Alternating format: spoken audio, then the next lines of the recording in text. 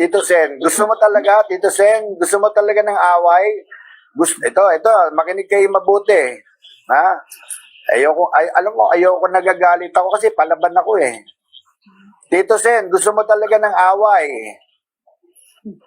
Gusto mo, bukod sa kabit mo, sabihin ko kung sinong girlfriend mo sa Itbulaga na girlfriend din ni Bossing. O yan, sige na, yan na.